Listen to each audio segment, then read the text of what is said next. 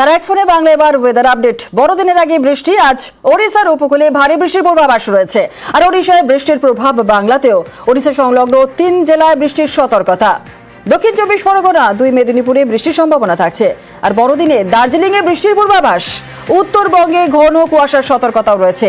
এর পাশাপাশি পশ্চিমী ঝঞ্ঝায় দক্ষিণবঙ্গে বাড়তে পারে তাপমাত্রা। বছর শেষের আগে পারা পতনের সম্ভাবনা কমই রয়েছে।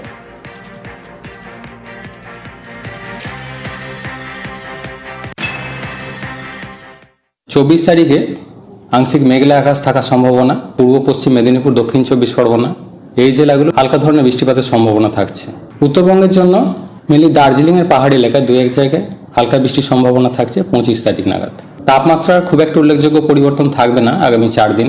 তাপমাত্রা কিছুটা পরিবর্তন 27 তারিখের পর থেকে কম হওয়া শুরু করবে। মেনলি ইয়ার এন্ডিংয়ে গিয়ে আবার সিগনিফিক্যান্টলি উল্লেখযোগ্যভাবে কমবে। আর উত্তরবঙ্গে যখন ঘন কুয়াশার সতর্কতা, বড়দিনের আগে পশ্চিমের জেলাগুলোতেও কিন্তু শীতের আমেজ থাকছে। আজকে পুরুলিয়ার সর্বনিম্ন তাপমাত্রা রয়েছে 10 ডিগ্রি। সকালের দিকে হালকা কুয়াশাও রয়েছে।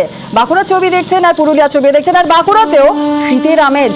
গত 24 ঘন্টায় বাঁকুড়ার সর্বনিম্ন তাপমাত্রা ছিল 14 ডিগ্রি। সকালে হালকা কুয়াশা রয়েছে। আর এর মধ্যেই বিভিন্ন পর্যটন কেন্দ্রে বাড়ছে ভিড়।